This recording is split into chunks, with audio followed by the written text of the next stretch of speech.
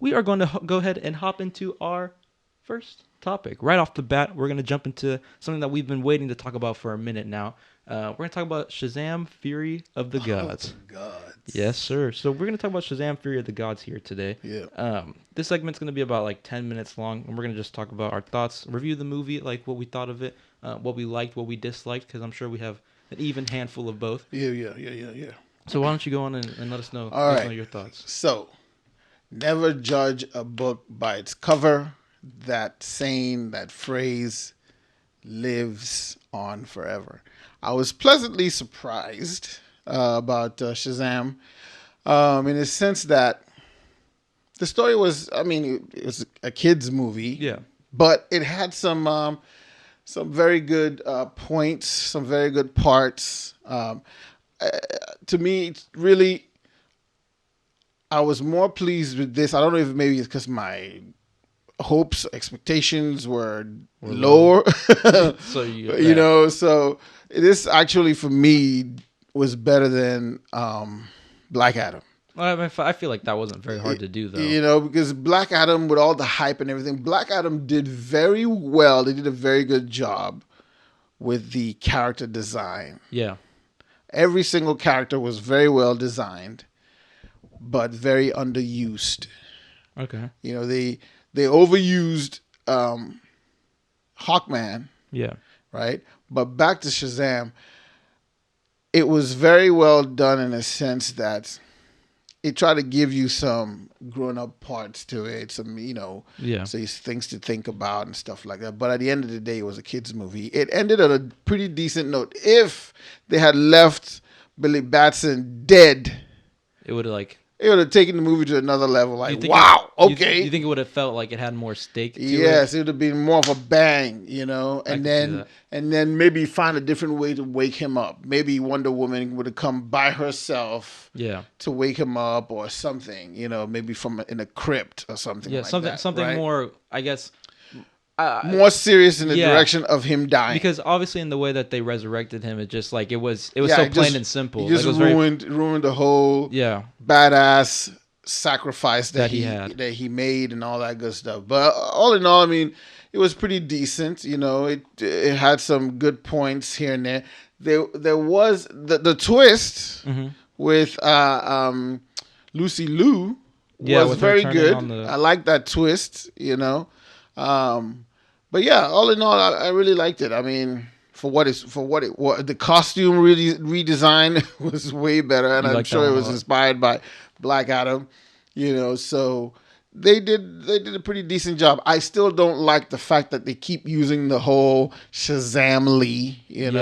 They were too used. I think they could have used them on the bridge and called it quits there, and then focus on Shazam himself. I feel like that was the downfall of both Shazams, like the first one and this one, because the first one, I believe personally, in my opinion, is a little bit better than this one. With the story wise, yes, it was a lot better. Because it focused like you said, like as you mentioned on Shazam and Billy Batson, like and their whole trying to find himself, and and then they brought the family at the end of the movie for like the last like 20 or so minutes. Right. But this one, it was just like the family all over. It was just a Shazamly. That's what they should just call it. all throughout the entire movie. So kind of like they shouldn't even have named it Shazam. They should have just named Shazam family and Fury of the Gods. Like it shouldn't have just been. It's crazy. They still haven't really touched on, and unfortunately, they may not have the opportunity anymore. Now with his new, it might be a bit too late. With a new DCEU, So I feel as if Shazam would have benefited from not even having his own standalone movie at all. Because if you keep in mind, Shazam is also a secondary character, like even in general, like to really any hero. Like he's not like his own main thing. He doesn't have like his own set of villains besides Black Adam. Like that's obviously his counterpart. He kind of does, but. He's always just that like side character to the Justice League that comes and assists and stuff like that, or is a part of the Justice League. Like he's never like his own main thing, as in like Batman. He doesn't have his own several. His villain gallery of like options to like. He does have a couple of villains, but but like nothing compared to big vast. So I feel like he would have benefited from maybe after that first Shazam only popping up in like you know, as like a side character. The Worm. They should have still the whole Mr. What's that? I forgot his name. It's the goofiest thing. Like they should have, because that character in the comic books was pretty good. Yeah, I hear that's his like main. They villain. should have used him. What's the Worm called? They didn't even use him at all. Besides the post credits, Mr. Mind. There you go. The Worm. I mean, dude, like, he's a pretty decent character, but I mean, hey, it is what it is. Yeah. Farewell to Shazam. Unfortunately, yes. Farewell to Shazam. I mean, as much as I would like to see that, because I like he said Shabai. Yeah, just get him out of here. Like, I think as much as I think that Zachary Levi, the actor that played Shazam, was, I think he was. I mean, he was a great decent. Shazam. He was a decent pick for the role. Yeah, but I think he was just too slapstick. You know, too. Yeah.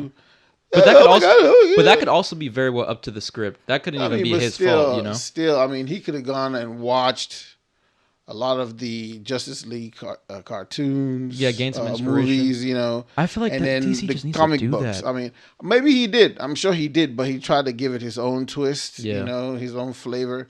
Because Zachary Levi is kind of like that kind of actor. Except in another TV show he did, the Marvelous Mrs. Maisel. That's another one for the big kids to watch. Okay, my bad. But yeah, he played a doctor in that show, and he was very good. You know, so I think unfortunately for him, even Billy Batson. I mean, not just Billy Batson, the guy who played Billy Batson. Yeah, Ash Angel is a Disney kid. Yeah, he actually did a better job to me than Zachary Levi. And he was barely. And that's the one he thing. was barely in it. The kids in that movie were barely ever in the movie. It was always their adult versions. You know, so but it is what it is. But it was fairly good. It's a good movie to take the kids to. You know, they'll love it. And yeah. So what would your final number be, like, straight? I would rate it a good 5.5. 5.5. The special effects are pretty good. Yeah, they're very, very good special effects. Just for what it's worth, just for being a good kids movie. Yeah, I'd give it a 5.5, 6. Yeah, you know? I can agree with that. I could say it's a good. I'll give it 5. I don't know about 6, but 5.5. I can lay down easy and happy on 5.5. One of these days, we really need to deep dive Black Adam, because there's so much. we can next episode. We'll deep dive. No. We got too much. We got John Wick coming up next episode. Woo, oh my god, break that bad boy down. That's a 15 to 20 minute conversation. That one's good. Down. But yeah, so I think that will be my like final pin on Shazam. I feel like 5.5. You said 5.5, 6. I mean, we kind of found a middle ground there. Yeah. I feel like that is a pretty valid score to put on that. So that's gonna be our thoughts on Shazam: Fury of the Gods. What do you think about Shazam: Fury of the Gods? Did you watch it? Did you like Zachary? Did you like Zachary Levi's performance in Shazam: Fury of the Gods? What are your thoughts about the movie? Let us know in the comments below.